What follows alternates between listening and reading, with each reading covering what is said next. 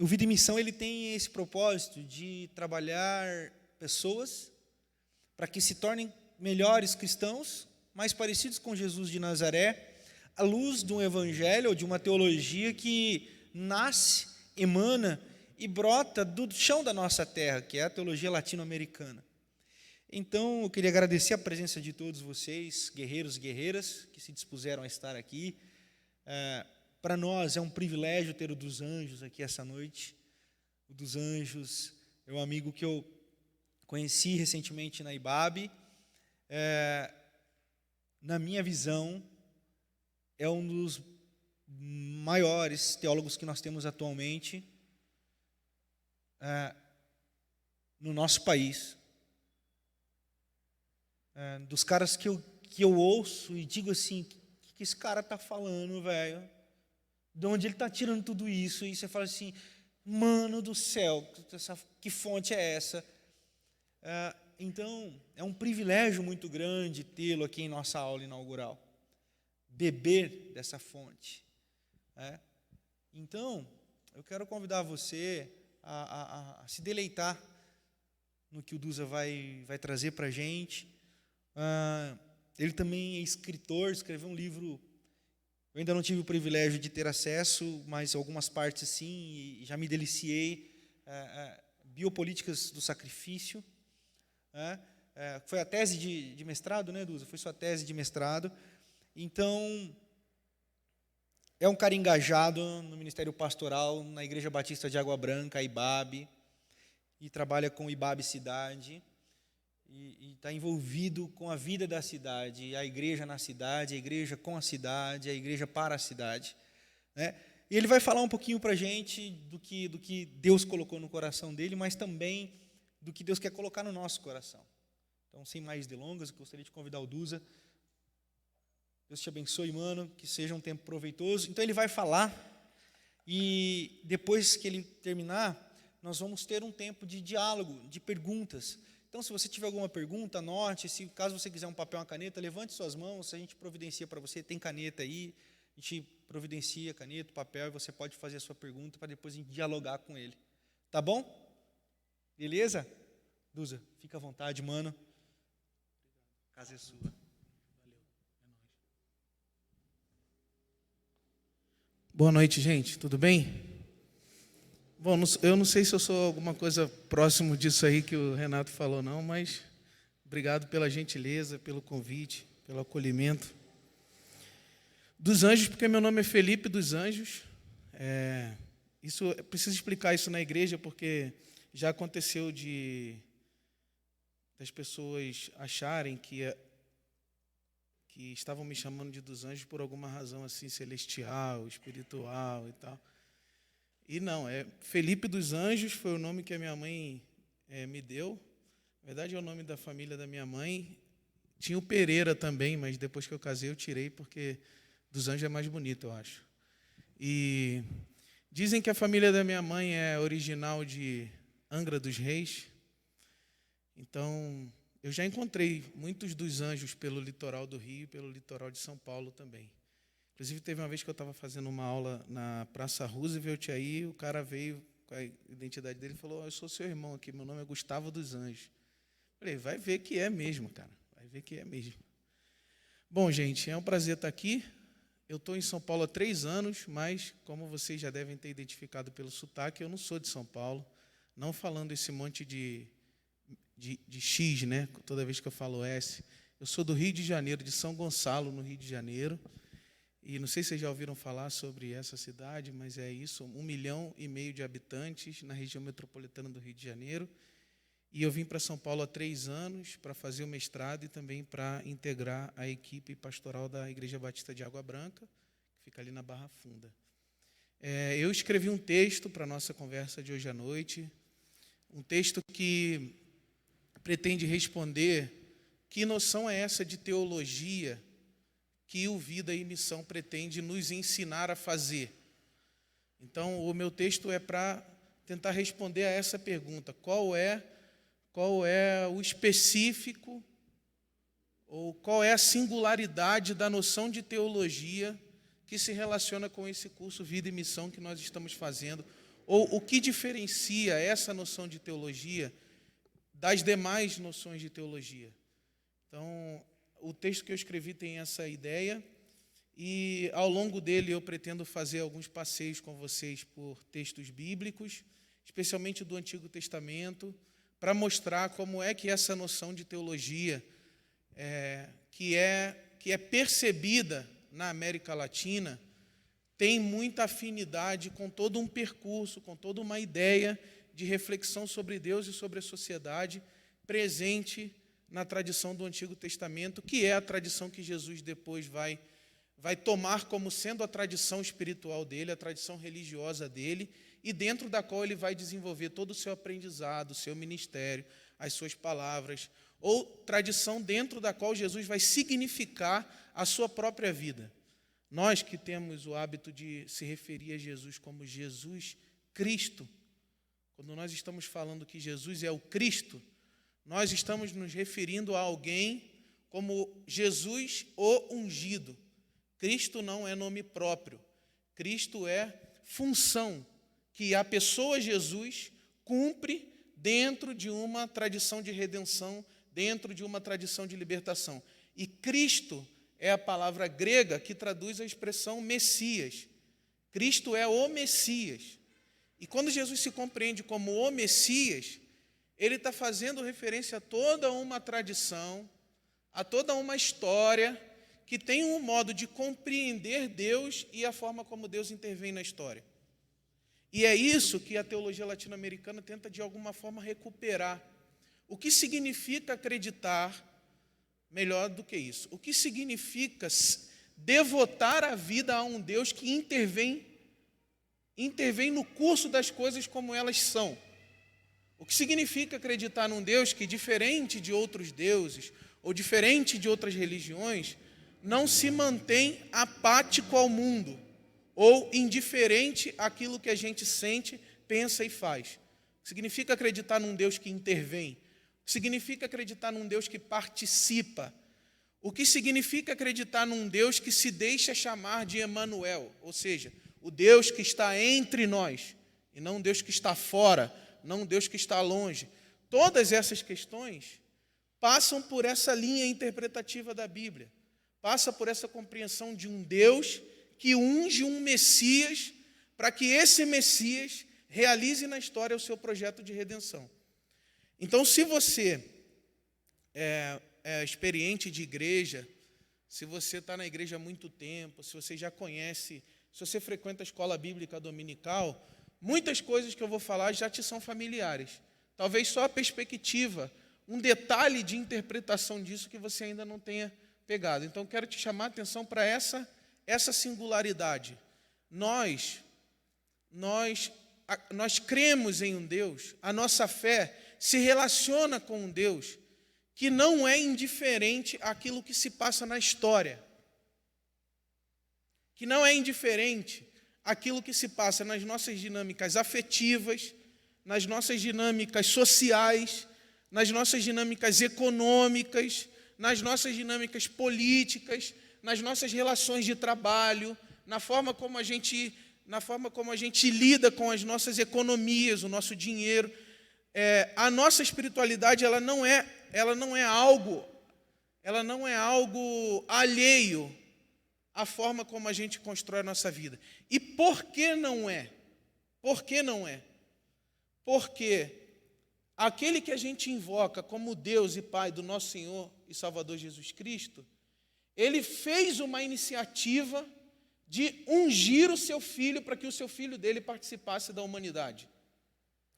E uma vez que Deus mesmo, no seu filho, é isso que a gente acredita, isso é, digamos assim, questão elementar da nossa tradição, da nossa fé.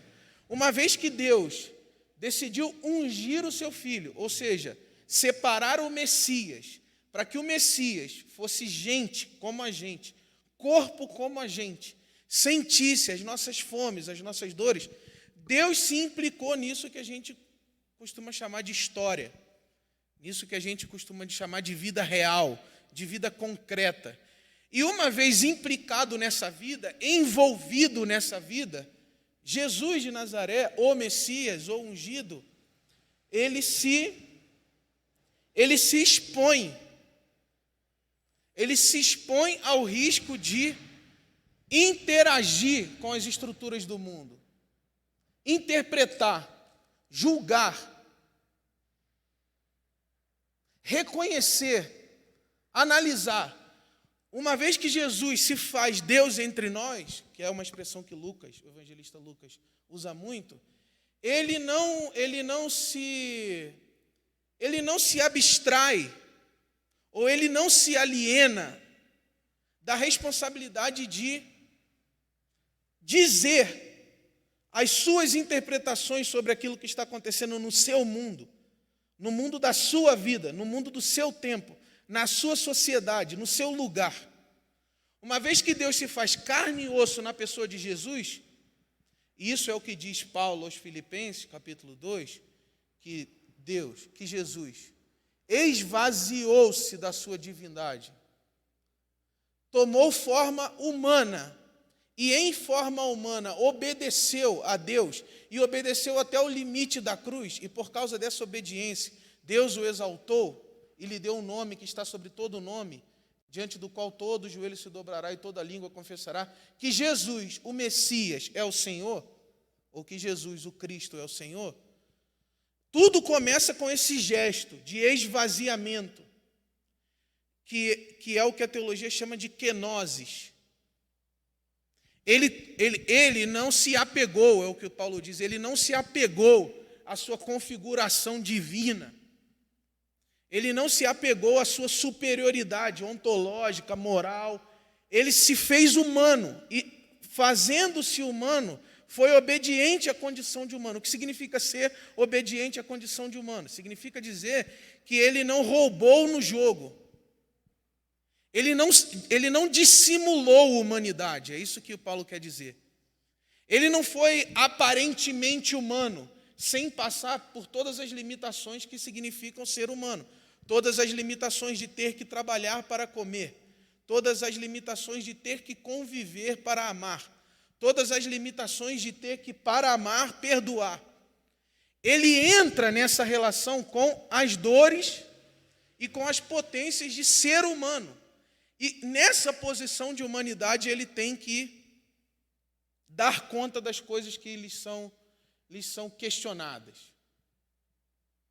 Jesus entra numa relação de interpelação, de questionamento. Ele entra numa relação de embate com os problemas do mundo. Mas ele não se aliena disso. E essa é a primeira coisa que eu quero ressaltar.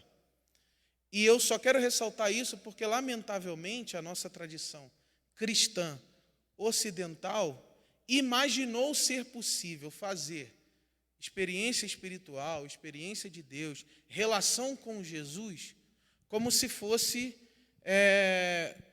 como se pudesse se ejetar do mundo. Como se a gente pudesse se desligar, desacoplar do mundo. Como se a espiritualidade fosse algo da esfera ou da subjetividade ou do místico, que em alguns momentos quer dizer a mesma coisa, mas nem sempre. Como se a espiritualidade fosse algo do místico, do esotérico, do transcendental, do metafísico, enquanto as questões ordinárias da vida são as questões que dizem respeito à sociedade, à política, à economia e ao trabalho. Deus tem a ver com alma e espiritualidade, Deus tem a ver com interioridade ou com transcendência, mas não tem a ver com rotina, não tem a ver com trabalho, não tem a ver com economia, não tem a ver com cotidiano. Então, eu para acessar a Deus, eu venho a uma reunião, ou participo de uma liturgia dominical, onde todo o desenho da reunião tem por objetivo conectar a minha alma a Deus. E quando eu saio desse lugar de conexão da minha alma com Deus, aí qualquer coisa que eu faça já não diz mais respeito a Ele. É a nossa tradição teológica, espiritual, ocidental, essa que foi concebida pós-reforma. Não que esse problema que eu estou dizendo não tenha existido antes, mas porque nós somos batistas e nós somos oriundos dessa tradição. Nós transformamos espiritualidade em privacidade. Quando nunca, não é só por causa do Evangelho de Jesus, não. Desde antes, desde os textos messiânicos, desde os textos proféticos, a nossa espiritualidade nunca disse exclusivamente respeito às questões da nossa subjetividade, da nossa alma como algo só nosso, individual.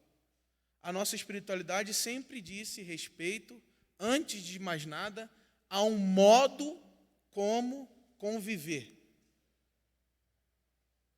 Ou seja, a um modo como fazer acontecer as nossas relações no mundo real e num mundo que estabelece limites, fronteiras às nossas relações. E porque nós temos que dar conta da nossa convivência, nós temos que fazer economia dos nossos recursos. Porque nós temos que dar conta da nossa convivência, nós temos que fazer política para administrar as questões de poder entre nós.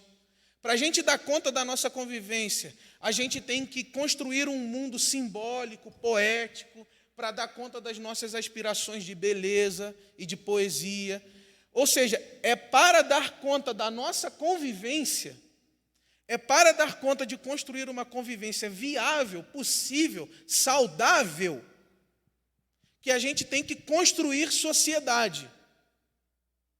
E para que a gente não construa uma sociedade com base na violência, com base na vingança, com base no ódio, no medo, na indiferença, Deus se revela e nos dá uma sabedoria. Para que, impregnados com a sabedoria de Deus, a gente tenha condições de lidar com as contingências da nossa própria vida. E isso esse modelo que eu estou descrevendo para vocês, ele não apenas percorre o Novo Testamento a partir do Deus encarnado em Jesus de Nazaré. Ele está presente em toda a tradição messiânica de Israel, que compreende Deus como aquele que, por querer que você seja livre e se relacione de forma livre com as pessoas, te dá uma sabedoria para que você organize a sua vida, ou para que você organize os seus modos de conviver. Então, quando a gente está pensando aqui em teologia, em espiritualidade, a gente não está pensando em algo que nos conecte individualmente com Deus. Ou a gente não está pensando em algo que fortaleça individualmente a nossa alma, ou a nossa espiritualidade individual. Não, a gente está pensando em uma sabedoria revelada por Deus, por meio das Escrituras, que nos torna capazes ou sábios para instruirmos as nossas convivências, ou para desenharmos um modo de viver em comum.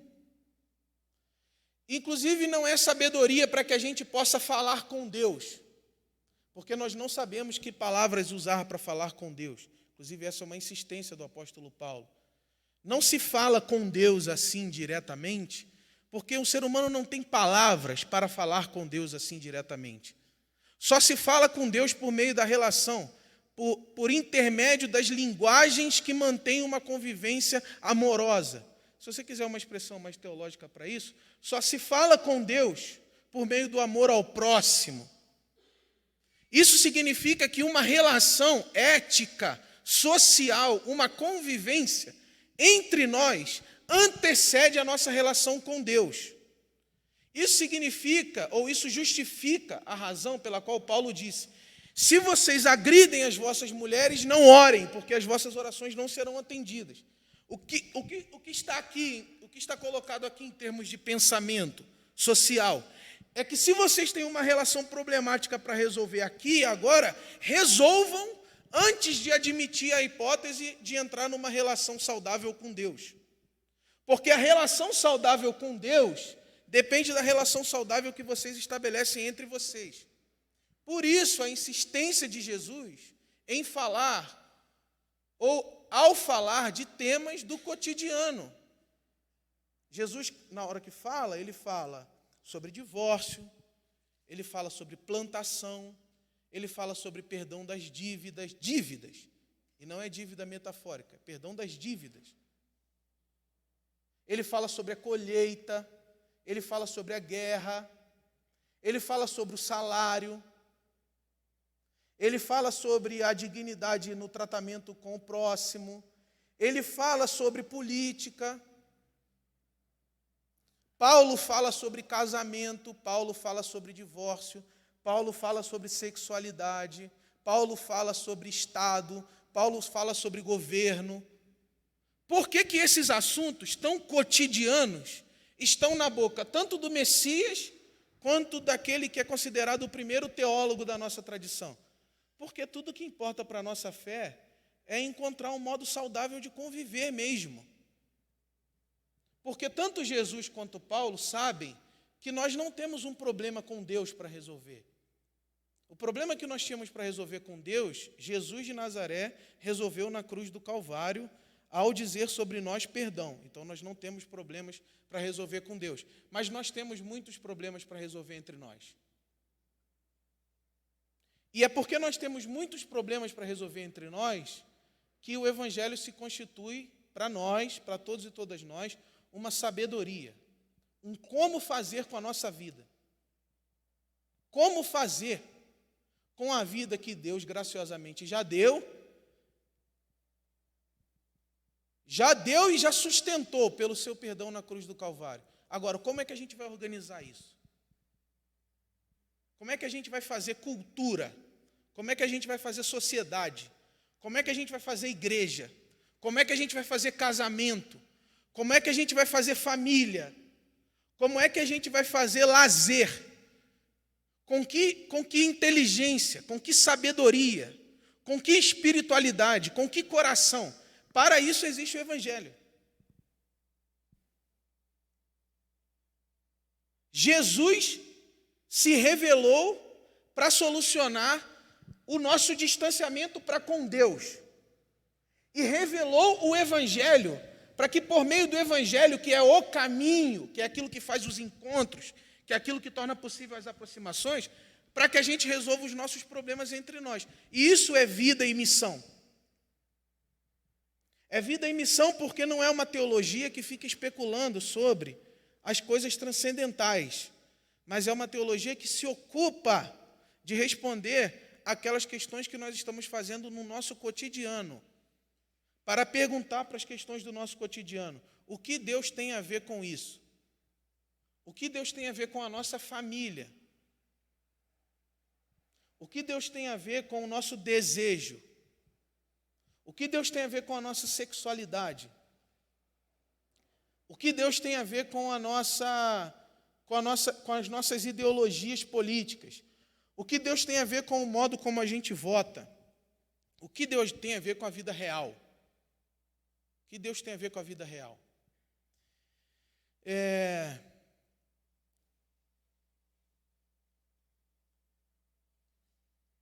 E isso que eu estou falando aqui, e é porque isso dá um trabalho, e é porque isso requer um esforço coletivo, comunitário, que se pensa num curso, que se pensa num ambiente onde as pessoas possam conversar sobre as suas dificuldades em organizar as suas vidas, onde as pessoas possam conversar sobre as suas dificuldades de se entenderem no mundo, na sociedade, no trabalho. Se isso que eu estou descrevendo fosse uma atividade simples, fácil de ser feita, não se constituiria uma turma, uma comunidade de aprendizado, que é como chamam as turmas do Vida e Missão, não se constituiria uma comunidade. Nós só estamos pensando tudo isso em comunidade porque o pressuposto é que a gente não consegue discernir o como aplicar essa sabedoria sem uma relação com o outro. Sem chegar aqui numa comunidade de aprendizado e dizer: sim, Renato, eu já entendi que o Evangelho é o poder e a sabedoria de Deus para que eu redesenhe o meu modo de estar no mundo. Entendi isso. Agora, eu tô com dificuldade de organizar a minha vida familiar. O que você tem a dizer sobre isso?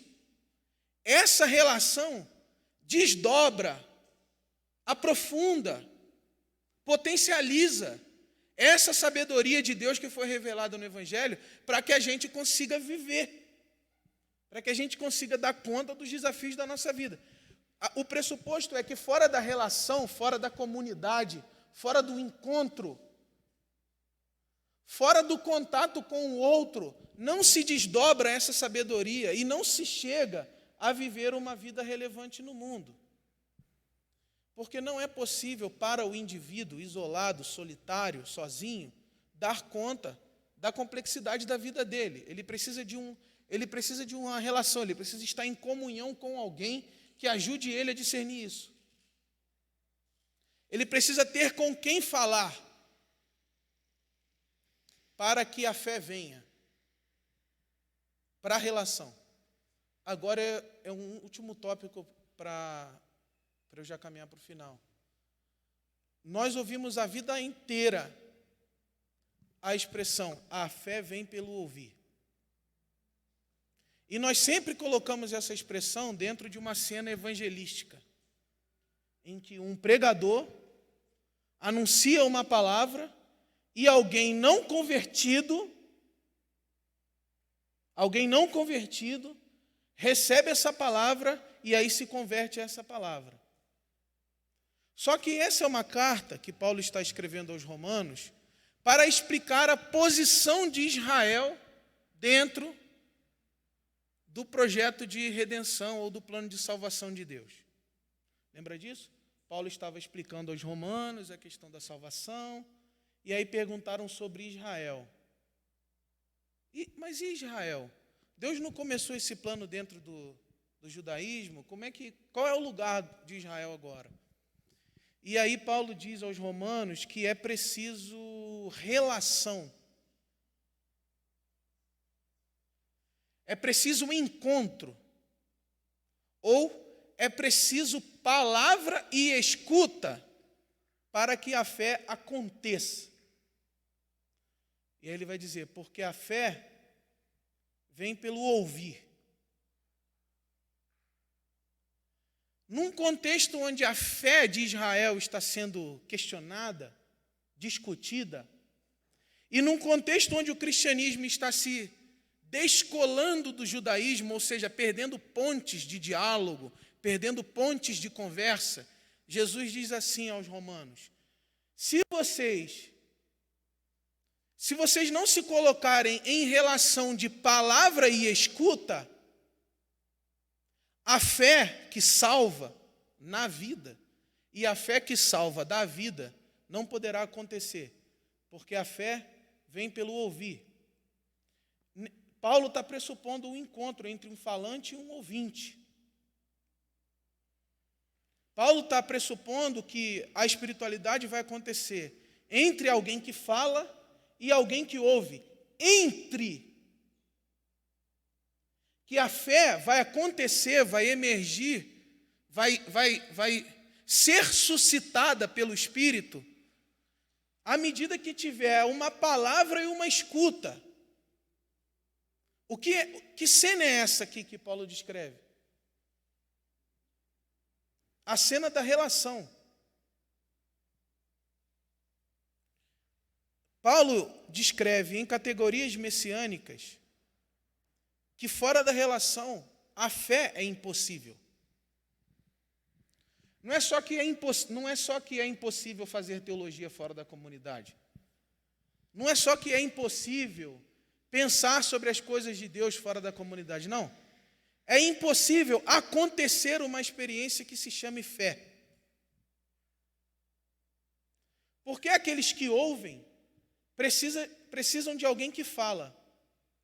Aquele que fala precisa, em algum momento, escutar. Ou seja, precisa existir uma comunidade da palavra. Precisa existir uma comunidade da palavra para que a fé que salva aconteça entre nós. Então, essa teologia que a gente está pensando aqui é uma teologia que precisa da comunidade. Logo, a gente não está falando sobre a capacidade que o ser humano tem de ler um livro e decorar. A gente está falando sobre a necessidade que o ser humano tem de estar numa relação de escuta e palavra com o outro. Mas não é uma necessidade mais agora meramente psicanalítica. É uma necessidade espiritual. Você não sustenta a sua fé sozinho. Você pode até ser suscitado diabolicamente a pensar que sim. Que inclusive é para isso que serve o diabo, para te separar do mundo, para te dividir do mundo. O diabo serve para, em atravessando as nossas relações, nos descolar das nossas semelhanças. Foi isso mesmo que aconteceu com ele, porque ele se sentiu muito melhor que os anjos e muito maior do que Deus, ou seja, ele se isolou do mundo das suas espiritualidades e absolutizado, ofereceu para Jesus a mesma chance na tentação, no capítulo 4 do Evangelho de Lucas. Se você aí, só você aí, for filho de Deus, transforme essa pedra em pão. Essa é uma tentação que pretende descolar Jesus da igualdade e da semelhança com todos os seres humanos do mundo. Porque Jesus poderia dizer assim, qual ser humano do mundo com fome poderia olhar para uma pedra e dizer, vira pão? Ninguém. Ninguém vira para uma pedra e diz, vira pão. Para se alimentar, tem que trabalhar, dar um trampo danado. Para a gente ter comida, para a gente transformar a pedra em pão, a gente tem que trabalhar muito. Ou seja, transformar trabalho em alimento, tem que trabalhar muito. Então Jesus está dizendo assim, por que eu vou fazer isso num passe de mágica, se todas as pessoas que eu conheço, para se alimentar, precisam trabalhar muito? Então eu não vou fazer. Eu não vou me diferenciar, eu não vou perder semelhança. Eu não sei ser filho de Deus sozinho. Foi isso que Jesus respondeu para o diabo.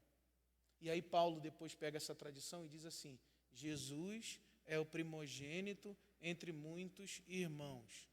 E nós que somos irmãos de Jesus por meio da sua ressurreição, fomos adotados por Deus pelos méritos de Jesus. Mas isso começou quando Jesus respondeu para o diabo, eu não sei ser irmão, eu não sei ser filho de Deus sozinho. Então não é só porque a gente precisa aprender uma linguagem, uma teologia, que a gente precisa de uma comunidade. É porque a gente precisa de fé. É para que a fé aconteça que a gente precisa de alguém falando, você falar para mim e eu te escutar atentamente, eu falar para você e você me escutar atentamente. Enquanto a gente estiver falando, algo acontece entre. E é por isso que Paulo também diz, como ouvirão se não há quem pregue? Não é plano de salvação. É a anunciação de uma fé que só acontece no encontro. Ah, vocês querem que as pessoas acreditem em algo? Digam, encontrem-se com elas. Você quer acreditar em algo? Encontre com alguém. Encontre com alguém para acreditar em algo, qualquer que seja esse algo, nem que seja no diabo, você precisa encontrar com alguém fora de você. Fora de você. Então tem que ter uma comunidade. Para quê? Para que a sabedoria revelada no Evangelho aconteça como uma experiência de fé. E você diga assim, eu creio nisso. Não é porque eu li num livro, sozinho, lá no meu quarto. É porque isso aconteceu na minha relação com alguém. É porque eu vi isso acontecer na palavra do meu irmão. É porque eu escutei um testemunho. É porque eu recebi uma palavra de sabedoria. Uma palavra de sabedoria, que inclusive é dom espiritual, segundo o apóstolo Paulo. Ou é porque eu recebi uma palavra de consolação, que também para o apóstolo Paulo é um dom espiritual. Não sei se vocês já perceberam, mas tudo o que acontece no Novo Testamento só pode acontecer onde existem duas ou mais pessoas. Inclusive, isso é muito resultado do que Jesus disse para os apóstolos, de que a igreja seria o evento onde 2 ou mais estariam reunidos em nome dele. Nesse cálculo de 2 ou mais, tem no mínimo 5 pessoas. Tem os 2 ou mais, tem o Pai, tem o Filho e tem o Espírito Santo. Isso que vai acontecer, que o Novo Testamento vai chamar de igreja, é uma experiência da comunhão. Que, para ser real, a gente precisa pensar assim: eu não tenho como discernir sozinho aquilo que Deus quer que eu faça com a minha vida. Eu não tenho como. Não dá. E eu já entendi que dar conta da minha vida e organizar uma convivência saudável por meio da economia, por meio da política, por meio da religião, seja do que for, isso faz parte da minha experiência espiritual. Então, eu vou sair de mim mesmo, ou como diria Jesus no Evangelho de Lucas, eu vou negar a mim mesmo, eu vou me integrar numa comunidade e eu vou deixar a fé acontecer. Deixar a fé acontecer. Tem esse movimento de dizer, bom, dos anjos, beleza, eu entendi que a fé é sobre as nossas relações, é sobre o mundo, e é sobre como a gente administra a justiça no mundo. Ótimo.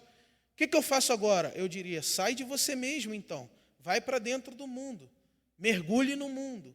E quando eu chegar lá, o que eu faço? Escute o outro. Escute o outro, porque a fé vem pelo ouvir. Escute o outro.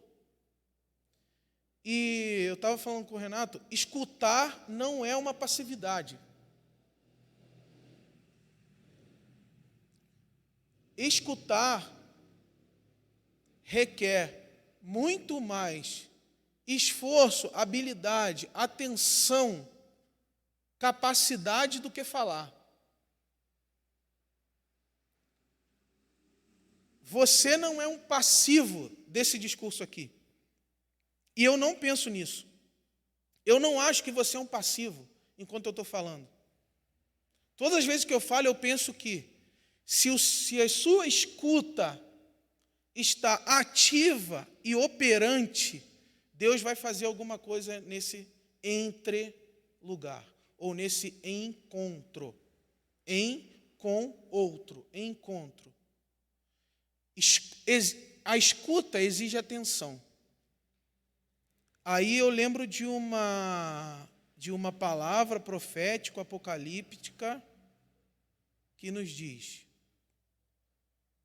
quem tem ouvidos, ouça. Quem tem ouvidos, ouça. Quem tem ouvidos, ouça. Ou seja, você que pode ouvir, ouça.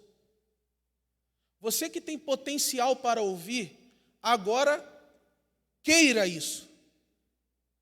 Você que já tem o ouvido biológico, você que já tem todos os aparelhos biológicos para receber o som, a palavra, a vida do outro por meio da linguagem, faça isso agora. Isso daqui é a distinção entre aquilo que é a potência e aquilo que é o gesto consumado. A menos que haja surdos entre nós, todo ser humano é o animal potente a ouvir, ou potente a escutar. O que diferencia o ser humano, enquanto um animal potente a escutar, para um animal que ouve, é o seu desejo pela linguagem do outro. O cachorro também ouve. Quando ele ouve fogos, ele desespera, por exemplo. O gato também ouve. Só que o gato escuta, só para distinguir escutar e ouvir. Só que ele não ouve. Se você chegar para ele e começar a contar o livro de Salmos, ele não vai sair dançando igual Miriam dançou. Conta para o gato o livro de Salmos e espera ele tocar o pandeiro igual a Miriam tocou. Não vai acontecer, porque ele não pode escutar, ele não pode discernir, ele não pode acolher. Agora nós podemos escutar e ouvir. Então, se você tem ouvidos, ouça, porque a fé depende disso. E se você está numa comunidade, fale. Fale para que brote fé entre você e o seu irmão e a sua irmã. Na comunidade, o silêncio e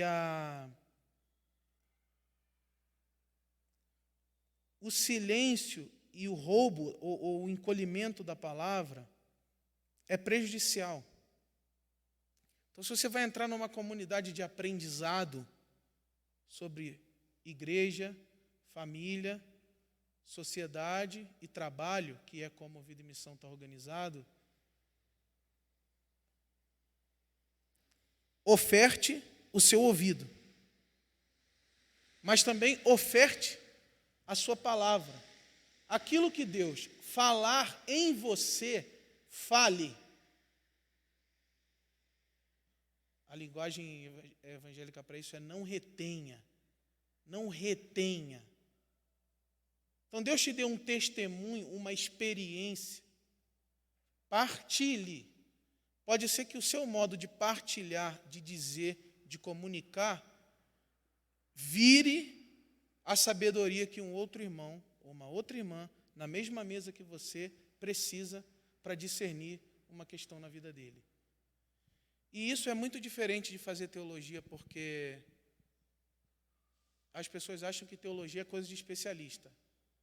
Para o Vida e Missão, teologia é coisa de comunidade.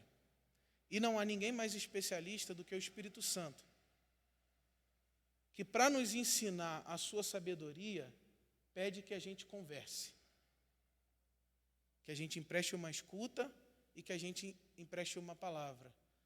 E o resto ele vai fazer. Não precisa de especialista, não precisa de... Não precisa. Precisa de uma conversa honesta no coração da comunidade. Uma conversa honesta no coração da comunidade, onde as pessoas estejam escutando mesmo e onde as pessoas que estão falando estão partilhando mesmo aquilo que Deus colocou no coração delas. Portanto, eu desejo que vocês tenham uma ótima jornada e que nessa jornada a fé aconteça entre vocês. Que a fé de Jesus, não é só a fé em Jesus, é a fé de Jesus, a fé que Jesus tinha, que essa fé apareça e lhes dê condições de saber fazer a vida que Deus quer que vocês saibam fazer. Então, para isso, sejam autênticos, sejam corajosos e sejam apaixonados por essa tarefa. Essa é a minha oração em nome de Jesus, amém. Queria orar então junto com vocês para encerrar esse momento. Jesus querido,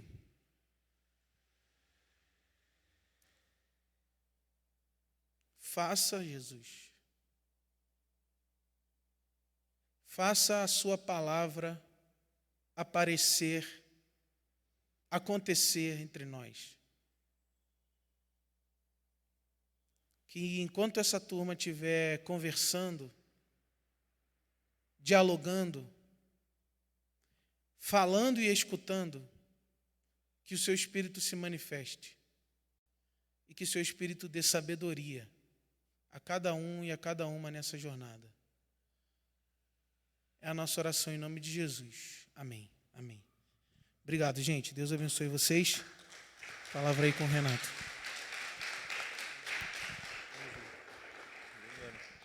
Amém.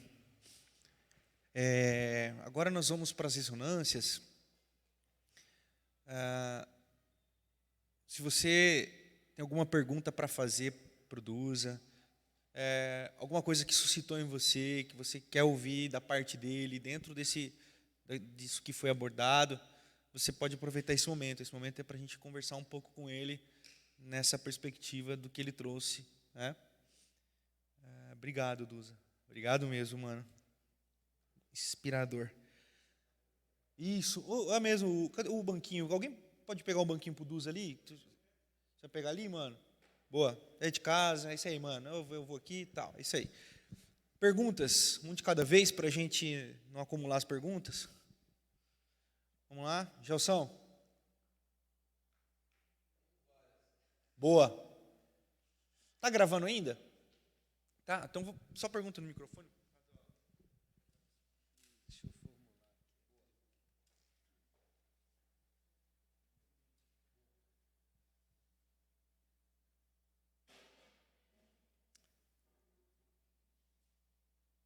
A teologia ficou muito a cargo dos especialistas, dos teólogos, parece que um divórcio entre igreja e academia, né? E a Vida e Missão é a tentativa de popularizar a teologia. Como que a gente pode trabalhar mais isso? Como que a gente pode promover esse diálogo? Eu penso que, às vezes, os teólogos não conseguem se comunicar, os profissionais, né? Nem ouvir, às vezes, a igreja. E a igreja, às vezes, não entende o que os caras estão falando.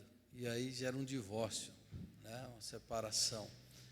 A Vida e Missão é uma tentativa de popularizar a teologia. Como que a gente pode, na igreja, fomentar mais isso, esse diálogo, essa interação, esse ouvir, né? Conseguir ouvir e entender o que o outro está falando? Porque, ouvindo você, percebo que você vem do mundo acadêmico, mas do mundo pastoral. Você fazer essa síntese aí, né? Tanto de texto bíblico que você citou, mostrou que você é bem crente, né? Mas os termos e a academia, assim, me parece que você é uma síntese disso, mas infelizmente a gente não consegue ver muito disso, né? Como é que a gente pode popularizar a teologia e fomentar esse diálogo, fazer com que o povo conheça mais e também que a teologia ouça o povo, não é uma coisa mais popular?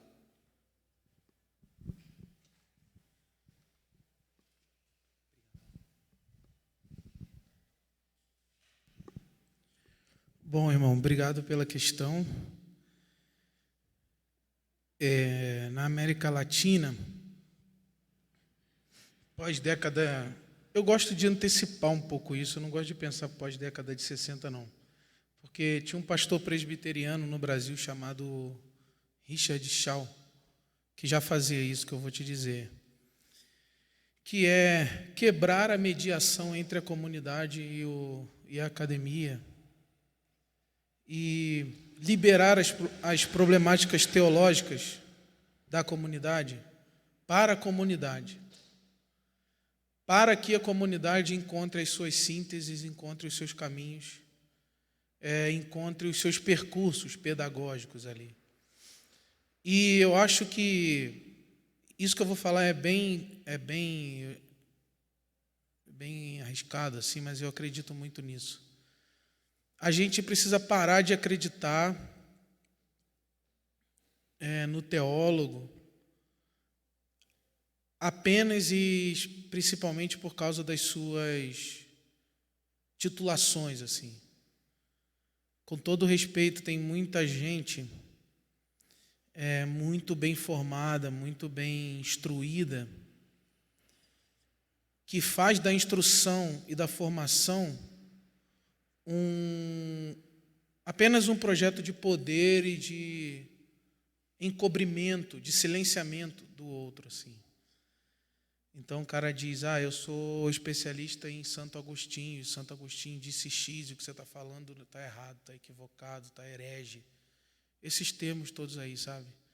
Então eu acho que a gente tem que ter comunidades teológicas ou teologais dentro da comunidade que levante os seus próprios problemas e que façam as suas próprias sínteses, assim. Semelhante ao Vida e Missão, mas eu acho que ainda mais radical do que isso, né? Indo na direção dos muitos modelos que apareceram na América Latina de círculos de leitura popular da Bíblia, que eram círculos sem a presença do clérigo e sem a presença do frei. Círculos organizados por, entre aspas, leigos, para uma abordagem muito situada e muito transparente a respeito das suas relações com o texto, com a Bíblia, com a tradição, com o cristianismo, com a tradição da própria igreja local. E eu vi muito isso acontecer porque a minha avó era de uma das chamadas comunidades de base da igreja dela. E toda terça-feira ela tinha um círculo de leitura bíblica no Evangelho de Mateus. E olha só, toda terça-feira o círculo de leitura bíblica no Evangelho de Mateus. E por que eu não estou falando outro texto? Porque a minha infância inteira, a minha avó estudou toda terça-feira o Evangelho de Mateus com um grupo de leigas. Porque precisa uma vida inteira para entender o Evangelho de Mateus mesmo. Mas o que eu estou chamando a atenção é a dedicação de uma comunidade em torno de algo que lhe afeta, que lhe afeta nos dois sentidos da expressão, né? Inclusive, isso afeta do afeto. Não tinha padre lá, não tinha frei lá, não tinha teólogo lá. Um grupo de mulheres, apenas. E o Evangelho de Mateus toda terça-feira, assim. Então, acho que a gente tem um problema político de dar muita autoridade para aquelas pessoas que usam os seus títulos contra a nossa liberdade, que ficam dizendo, eu sou formado na Alemanha, então eu que sei. Tem uma coisa que a gente tem que aparecer uma rebeldia de dizer que não, que a palavra é livre. Isso, inclusive, é uma experiência da Reforma Protestante assim, muito fundamental, né? Nenhum clérigo ou nenhum escolástico vai interpor uma relação com a revelação. Isso é bem radical.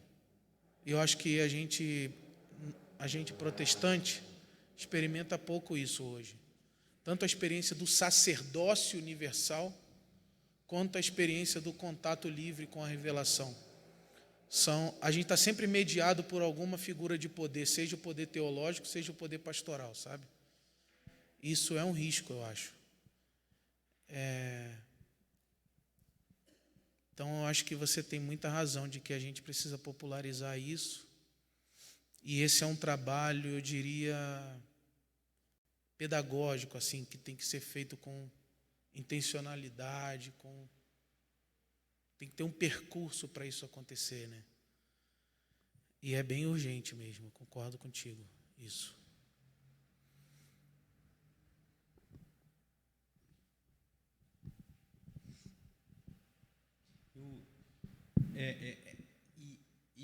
É avesso que a gente às vezes vive dentro da igreja, porque veja, nós somos treinados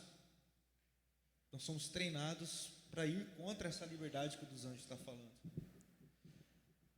Na semana passada eu estava dando aula aqui no nosso Talmidim, eu estava dizendo do que aconteceu no desfile da Escola de Samba de Mangueira, Rio de Janeiro. E estava dizendo da realidade que aquela cultura e aquela sociedade, aquela comunidade vive e expressou. E alguém do meio do grupo falou assim, não sei o que lá, mas vai tudo para o quinto dos infernos. Então, eu disse, não, calma aí, vamos devagar com esse negócio de mandar os outros para o inferno. Vamos, talvez, tentar escutar as teologias que brotam das comunidades livres dos clérigos. Talvez nós precisamos escutar as teologias que estão brotando. E silenciar, às vezes, a nossa, talvez, dogmatizada e doutrinada nesse aspecto, para tentar fluir uma liberdade que está dentro de nós mesmos, assim. Enquanto dos anjos falavam, eu fiquei pensando, olha só, foi mais ou menos essa experiência que eu tive aqui com um casal de filho de pastores, crescido na igreja. Então, somos treinados para mandar os outros para o inferno. Outra coisa que a sua palavra me lembrou, que quando você fala essa expressão do popular, isso é muito, eu tenho muito me pega rápido, que é o seguinte: popularmente, inclusive, né, para além das nossas experiências religiosas, nós somos uma cultura que não é muito dada ao diálogo. E, de certa forma, a aceleração das redes sociais tem prejudicado ainda mais isso, assim.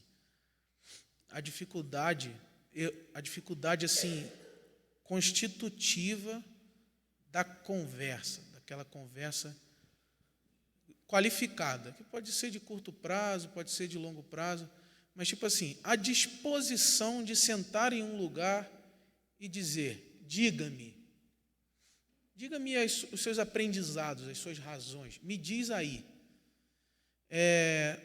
Todo mundo hoje é meio que proprietário de uma verdade, né? Aí quando essa verdade vem muito solidificada pelo academicismo e pelas políticas religiosas, isso fica ainda mais complicado.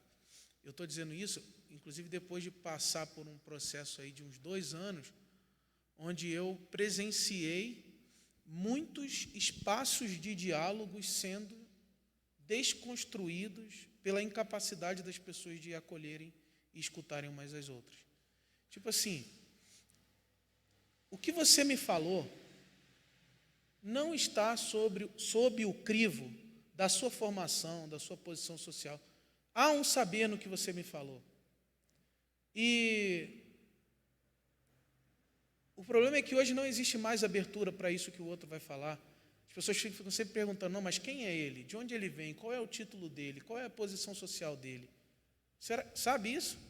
Os status e os posicionamentos de poder das pessoas chegam antes da sua voz. E aí não vai acontecer mesmo um diálogo assim, não vai acontecer. E aí não vai acontecer esse popular que você falou. Então o diálogo está em baixa, né? O diálogo real está em baixa. Obrigado, querido. O diálogo real está em baixa. E a rede social tem destruído a nossa capacidade de dialogar, por mais paradoxal que isso seja. Porque o mecanismo de comunicação em rede foi idealizado para que a gente se conectasse melhor e mais rápido. Aquele mecanismo que nos foi cedido para a aproximação é hoje uma das maiores razões da nossa segregação e da nossa desagregação. Especialmente nesse aspecto de: me diz aí o que você tem para dizer, que eu vou retirar um saber disso que você tem para dizer. Não importa quem seja você, de onde você vem, da sua matriz política, não há mais esse. Isso tem sido chamado na comunicação de opinionismo, que é essa tendência de todo mundo achar que tem uma opinião radical e verdadeira para se dar sobre qualquer coisa que seja. E a pessoa ser o próprio crivo da verdade, sabe? Isso é uma problemática assim também. Isso atrapalha o popular, isso atrapalha o comunitário, isso atrapalha a relação, atrapalha o diálogo e vai atrapalhar a teologia. Não à toa, irmão, as pessoas que mais têm pautado o debate teológico no Brasil hoje são aquelas mais agressivas em impor uma verdade. Os youtubers, os pastores, os caras que estão mais pautando o debate teológico no Brasil hoje são aqueles que falam com raiva. Como diz a expressão da internet, são aqueles que lacram. São aqueles que, como diz outra expressão da internet, detonam, cancelam, humilham. Quanto mais raivoso for o sujeito diante de uma câmera de youtuber, mais verdadeiro ele parecerá ser. E para o terrível e para o paradoxal disso tudo é que a maioria das comunidades religiosas, elas decidem escutar as pessoas na intensidade da sua violência e não da sua sabedoria. Então, quanto mais agressivo é o sujeito, mais performance de poder ele faz e mais verdadeiro ele parece. E isso é complicado. A sabedoria hoje é muito bem desenhada através desses mecanismos de internet, que são o oposto do que eles prometeram ser. Eles são mecanismos que prometeram popularizar, mas eles são mecanismos que estão segregando ainda mais. E na teologia isso acontece também, bastante. Então acho que a gente tem que sentar na roda na igreja e tem que ter o outro na minha frente. Você aí, eu te vendo, a gente junto, sentindo as intensidades uns do outro. Porque eu não sei quantos de vocês já brigaram no WhatsApp porque interpretaram uma frase com uma passionalidade que não dava para colocar no texto. Eu lembro que uma vez a minha mãe me falou: meu filho, você me mandou um texto em caixa alta, você estava gritando comigo? Falei, mãe, isso não existe, mãe. Não existe isso. Te mandei um texto no WhatsApp. O WhatsApp é incapaz, apesar de criar os emojis é para tentar dar uma afetividade à plataforma.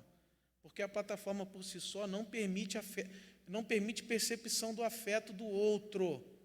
Aí você sempre interpreta mal, aí sai do grupo, aí não vai no almoço, aí não vai no Natal da família, porque você leu um bagulho lá no grupo.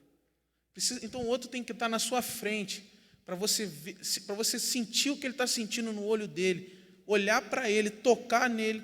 Isso a igreja sempre fez bem esse papel assim, de colocar as pessoas para conversarem pessoalmente. Isso ajuda a popularizar a teologia, tipo, sair do virtual um pouco também, eu acho.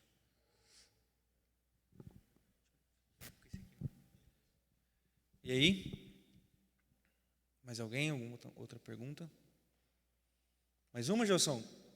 Claro, Gelson.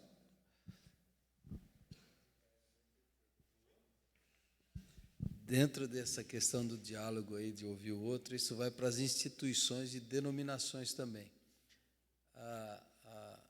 Coisas que pareciam que eram superadas estão muito mais fortes hoje do que antes. Debate do calvinismo contra arminianismo, esse fechamento de cada denominação em si mesmo e o movimento fechado. Então, por exemplo, históricos versus pentecostais, carismáticos, e isso daí impede o crescimento. O que a gente pode aprender com esse pessoal? O que a gente pode aprender com o outro? Você citou a própria Igreja Católica. A Igreja Católica se renovou em muitas coisas. O que a gente poderia aprender com isso? Então, esse recrudescimento aí dessa falta de diálogo tem fechado muito, né? Eu estava olhando aqui a data da igreja, 74 anos, a igreja tem um tempo, eu voltei no passado, nos anos 50, as igrejas metodistas, batistas e presbiterianas, elas faziam escola dominical, uma revista só. Olha que sonho! Hoje acho que o pessoal não acredita que já teve uma época no Brasil, que teve um negócio chamado Confederação Evangélica Brasileira, que as igrejas estudavam um só tema. Aí só mais um exemplo aí do popular. Eu morei em Londrina, no Paraná, quando a cidade começou no passado, nos anos 30, 40, não tinha pastores. Então o pessoal dessas igrejas se reuniam todos juntos, faziam um culto só. Metodista, batista, presbiterianos, novos pentecostais, era um culto só. Aí, à medida que chegou os pastores começaram a rebanhar o seu povo, entendeu? Aí os pastores segregaram o grupo, entendeu? Parece-me que há uma vocação talvez popular para uma comunidade e os pastores, os teólogos, sectarizam a coisa, né? Essa tendência, não sei se você concorda, e também a nível de instituição, de denominação, como é que a gente luta com isso, né? Essa potestade aí, né? Eu concordo contigo que há uma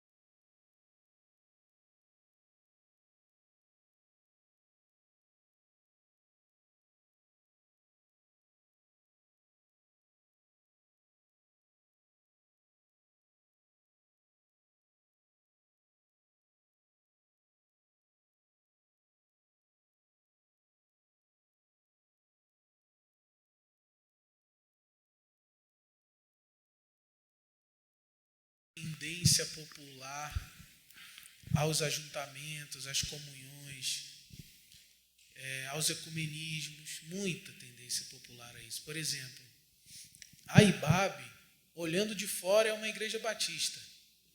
Vivendo de dentro, ela tem umas 20 denominações lá dentro. Tem gente de tudo que é. E é muito interessante isso. E eu acho que o problema é o que você botou. O problema é um problema de poder institucional. Para mim, você foi certeiro. As pessoas, no nível das suas experiências, elas vão fazendo os seus arranjos, elas vão se posicionando, elas vão fazendo as suas sínteses. É sempre o poder que, ao verticalizar o verdadeiro, ao verticalizar aquilo que deve, que racha essas... Inclusive, eu acho muito interessante Londrina. Se eu fosse fazer uma pesquisa assim na teologia, eu faria em Londrina, porque diversos dos movimentos interessantíssimos do mundo pentecostal recente surgiram desses ajuntamentos espontâneos de Londrina. Eu tenho os amigos de Londrina e eu já fui falar lá uma vez, eu até falei sobre isso. É o berço, né? É o berço de vários desses movimentos criativos de oxigenação da experiência espiritual e comunitária brasileira, e comunitária.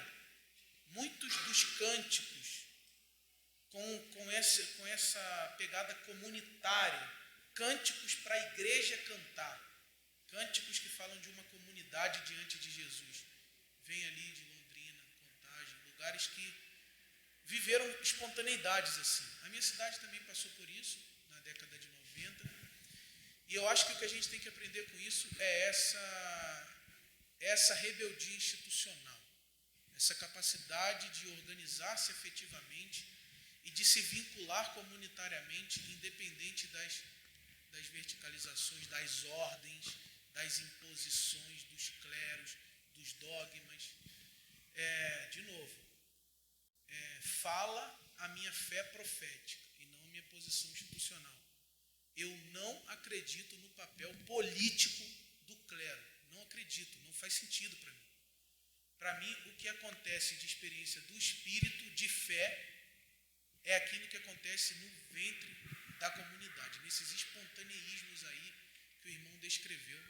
E que acontece muito bem, se você for pensar sociologicamente, acontece muito bem às margens desse cristianismo mais mercadológico, capitalista e burguês. Se você vai na população ribeirinha desse país, as organizações são espontâneas. Homens e mulheres de fé que organizam lá os seus pequenos grupos, os seus grupos de oração, e fica lá 20, 30 anos organizado. A pessoa pergunta assim, não, mas quem evangelizou vocês? Não, chama a Bíblia aí no barco de um missionário e montamos a nossa comunidade de fé aqui. Ou então você vai no extremo, no sertão do Ceará. Você chega lá, você encontra uma comunidade pentecostal da Assembleia de Deus. Você pergunta quem é o pastor aí. Não tem pastor, foi a irmã de oração, ou foi a avó de fulana que organizou o grupo, e a gente está aqui, aí faz louvor e faz um monte de coisa. O que o pentecostalismo tem para ensinar para o protestantismo, na minha opinião, é essa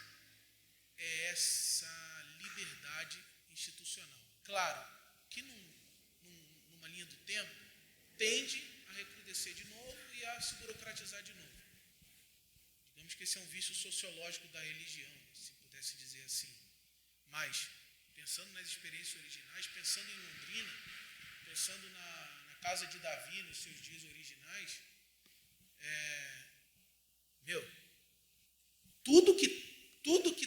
tudo menos institucionalidade é o que tem ali. Não tem um bispo, não tem um apóstolo, tem um grupo de louvor que fica cantando 24 horas por dia. Que ordem tem nisso? Nenhuma. E é isso, eu acho que as coisas mais interessantes do nosso fé acontecem quando não existe uma pessoa tentando mandar nas outras. Aparece essa figura aí diabólica, aí danou-se. Aparece essa pessoa que mete o dedo, inclina o dedo de cima para baixo, acabou. Daí para frente é o caos.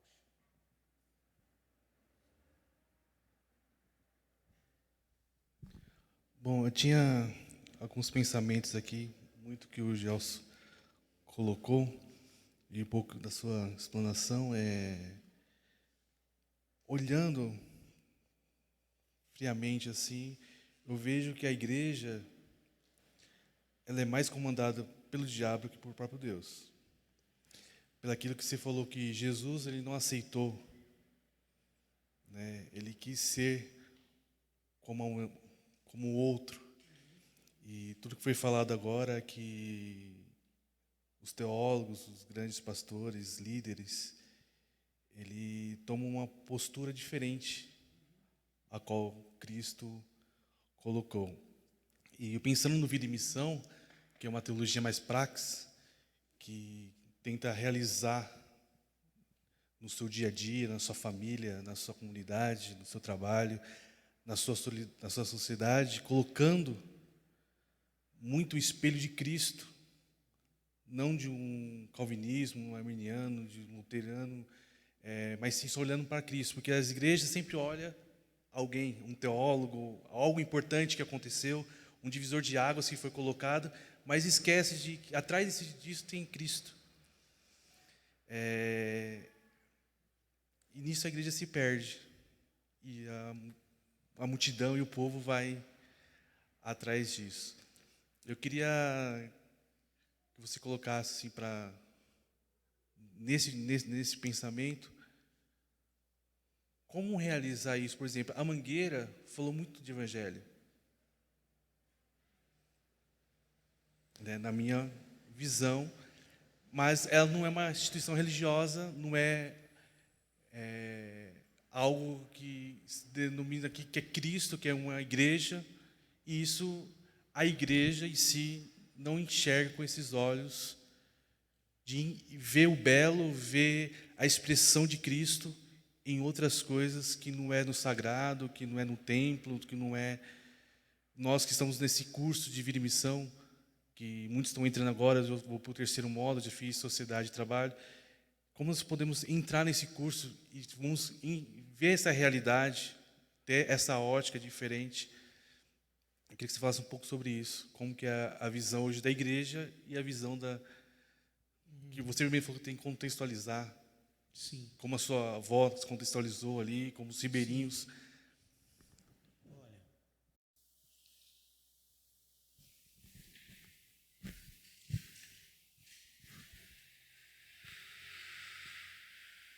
eu vou te falar um pouco a respeito da minha experiência lá no Rio, porque eu acho que foi onde eu cheguei mais perto disso que eu vou dizer, junto com a igreja, ou na igreja.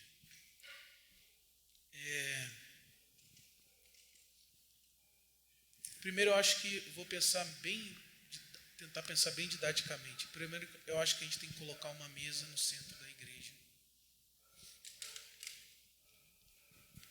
A gente tem que se autoconhecer no sentido de que quem somos nós que chegamos a essa mesa? O que nós trazemos para essa mesa? Depois que essas memórias estiverem sobre a mesa, a gente poderia se perguntar assim: que arquivos são esses? Isso daqui fala de uma comunidade batista, isso daqui fala de uma comunidade batista renovada, isso daqui é uma comunidade batista, mas dentro dela você tem 20 pessoas que chegaram na mesa e colocaram a sua experiência de avivamento. Quem nós somos? O que está sobre a mesa? O que está sobre a mesa é isso. Investiga isso. Investiga isso. Vamos supor que estamos na mesa e um calvinista chega e diz: eu estou na comunidade, eu sou calvinista. Beleza. Vamos investigar a sua tradição, já que ela chegou aqui na mesa? Vamos. Investiga ela. Depois que faz esse movimento imersivo de investigação, volta e faz a seguinte pergunta: o que sobra, o que nós queremos, qual consenso nós fazemos disso que está sobre a mesa? O consenso é X, então vamos fazer isso. Por quanto tempo? Por 1 ano. Daqui a 1 ano a gente volta na mesa e pergunta se é isso que a gente gostaria de fazer. Isso que eu chamava de consensos ali, provisórios, que era o que dava para a comunidade um sentimento, uma coisa que um sociólogo de rede chama de identidade de projeto, que é uma identidade que vai se consolidando na relação ao longo de um percurso determinado pela própria comunidade. Nós vamos caminhar 2 anos levando a nossa teologia para o confronto com a situação de genocídio de população jovem na cidade. E aí fizemos isso. No final de 2 anos a gente pergunta: isso aqui é o que a nossa comunidade quer fazer? Então vamos seguir.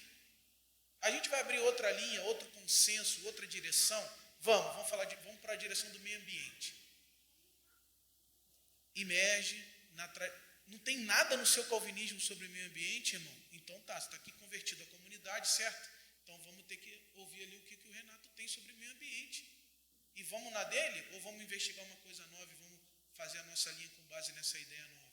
Porque não tem nada no seu calvinismo aí sobre isso. E nossa comunidade está sentindo aqui junto ou junta que a gente tem que fazer algo nesse sentido em relação ao nosso contexto. Isso na minha cabeça é mesa é memória, arquivo, imersão, decisão. Você volta dali dizendo: nós somos uma comunidade protestante, sim, mas a gente tem um corte aqui carismático que a gente quer valorizar. E a nossa comunidade tem um corte aqui latino-americano e a gente quer valorizar. Aí faz as decisões. Então, o que a gente vai fazer com isso aqui que nós somos? Faz um percurso e vai reiterando essa mesa, sentando aqui de novo, conversando sobre isso de novo. É claro que isso, eu estou te falando isso de forma, entre aspas, organizada, porque hoje eu olho para aquilo que eu vivi ali, 6 anos, 7 anos, e eu organizo assim. Mas ali dentro era muito espontâneo. Era uma resposta ao seguinte: como é que nós vamos interagir aquilo que nós somos e isso aqui que está ao nosso redor? Isso aqui que está interpelando a gente. Tem alguma coisa na gente que tem que falar com isso. E é por isso que a gente não está... E aí vai se organizando espontaneamente nessa direção. Mas o que eu acho que a gente tem que fazer é levar a sério o nosso trabalho de ser uma comunidade intencional, que tem uma mensagem, que tem uma missão. Levar a sério isso, não deixar isso se reduzir ao fenômeno domingo, não deixar isso se reduzir ao fenômeno culto. Levar a sério o fato de que Jesus expressou uma comissão, né? Uma missão sobre nós. Pensar que isso é uma causa a ser feita. Agora, não vai ser possível fazer uma causa no mundo sem que a comunidade interaja a ponto de construir um projeto. Nem que seja um projeto, como eu disse ali, um consenso provisório. Porque realmente as pessoas mudam, umas saem, outras entram. E as coisas precisam estar sobre a mesa. Então, eu sempre pensei nessa chave assim. E uma coisa que eu fico pensando, a gente tem que ser pequeno. Não dá para ser grande e ser igreja ainda, entendeu? Não dá para ser gigante e manter-se igreja.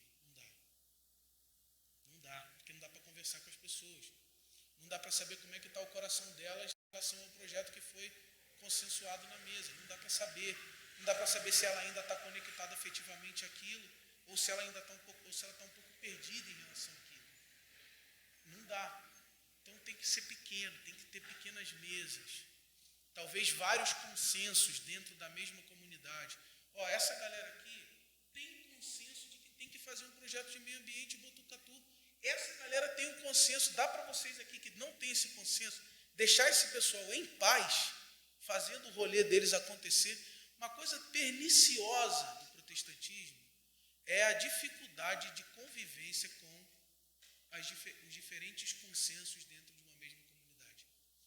Quando, em 1984, o Rubem Alves perguntava se ainda existiria futuro para esse protestantismo, a primeira pergunta que ele fazia era: será que algum nível de comunidade vai sobreviver a esse protestantismo individualista que eu estou vendo brotar aí no mundo? É isso, ó. Tem uma comunidade aqui que tem consenso de que deve ocupar a praça pública fazendo louvor domingo de manhã. Tem 50 corações inflamados, apaixonados, obcecados por fazer isso. Vai lá em nome de Jesus. Aí tem os irmãos, 15 irmãos ali, que querem fazer reflorestamento de Botucatu. Aí a galera do louvor fica assim: mas florestamento de Botucatu não é a missão de Deus. A galera do florestamento de Botucatu nunca falou que o seu louvor não era a missão de Deus. Por que você vai entrar nessa paranoia dogmática, fundamentalista, de controlar o modo que o outro irmão ali vai servir a cidade em nome de Jesus? Então é sempre isso. Tem sempre um destacamento persecutório, discriminatório, que não vai ficar contente com o consenso do outro. Por isso que tem que ser pequeno, que se entendam as razões uns dos outros, conversem sobre isso. Mas tem uma outra fé aqui, que enquanto eu estava falando sobre a galera do louvor e a galera do reflorestamento, eu lembrei lá da redenção, que é assim, ó. Como as coisas já estão na mesa, como eu vi que quando você botou o reflorestamento na mesa, aquilo era o seu coração. Quando você falar do seu consenso sobre o reflorestamento, eu não vou ligar, não vou falar isso, aquilo ali é o coração dele. Eu não vou ficar falando que aquilo ali está errado, é o pecado, não é a missão de Deus. Eu vi no seu olho que é aquilo que você queria fazer para Deus.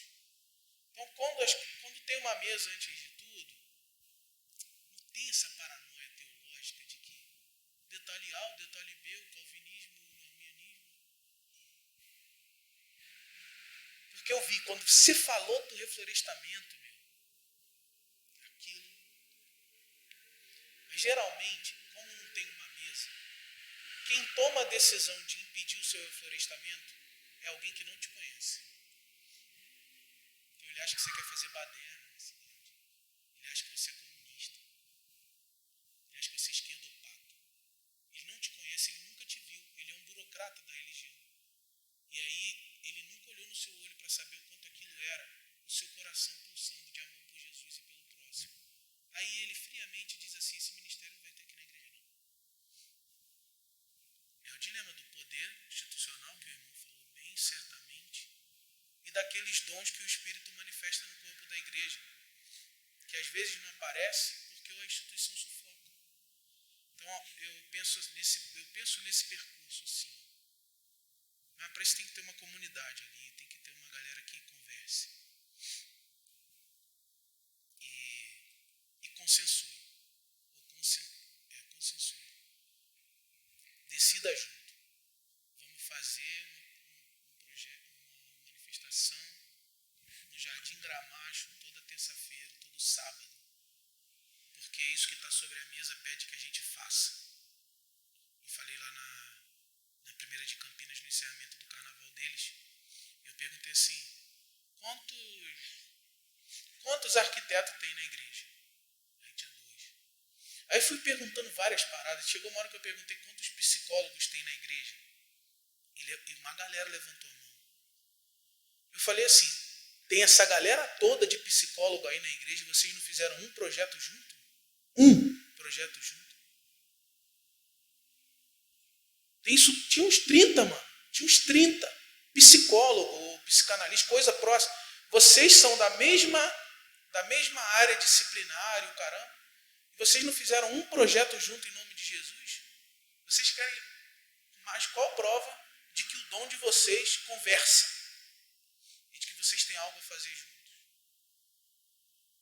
Mas a gente nem sabe que tem 30 psicólogos na igreja junto para fazer alguma coisa em comum, porque nunca foi lá na mesa dizendo assim: eu hoje estudo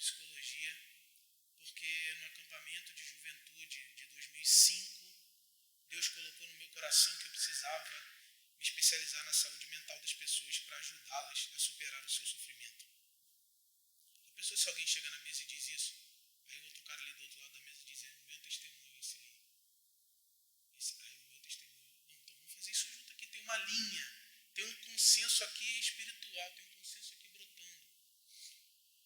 Então toda essa mesa aqui, ó, que vocês botaram aqui na minha frente, que para mim é o símbolo do cristianismo. Eu tenho essa metáfora de que depois que... Isso não está na Bíblia, tá, gente? Isso é uma metáfora. Depois que retiraram a cruz do Nazareno, José de Arimateia cortou em pedaços essa cruz e fez uma mesa para que a família de Jesus pudesse se encontrar ali de novo e fazer refeições ao redor dele. Isso não está na mesa, isso não está na Bíblia. E também o Armagedon também não está, é filme. Mas a gente acha que está.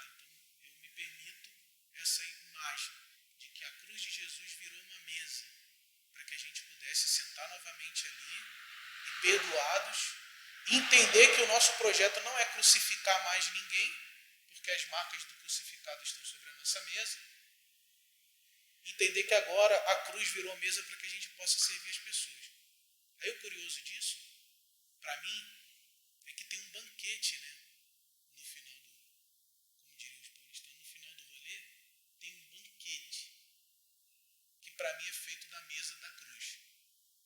Tem um banquete lá. Não tem mais ninguém morto, não tem mais ninguém crucificando ninguém, e as pessoas estão se alimentando. Então esse negócio da mesa para mim é uma obsessão, irmão. Coisa assim. Obsessão é um desejo que nunca se realiza, mas é um desejo.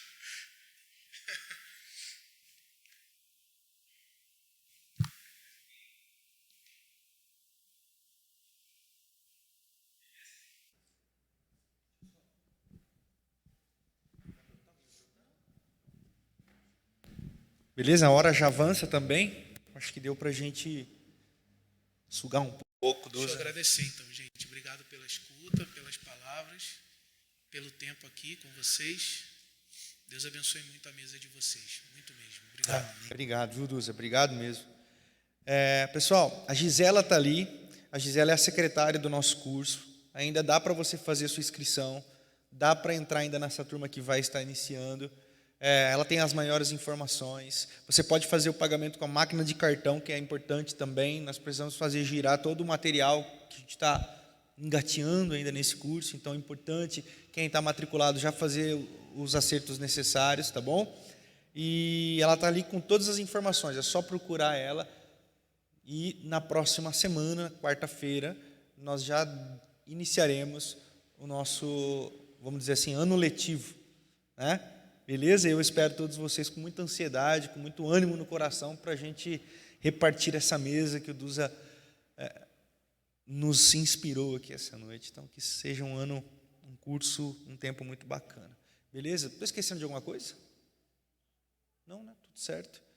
Queridos, Deus abençoe vocês. Obrigado pela presença. Espero que vocês saiam daqui com os corações aquecidos por essa palavra, por tudo que a gente aprendeu, e que reflitam e que a gente possa produzir muito pensamento e teologia comunitária. Amém. Obrigado. Deus abençoe vocês, viu?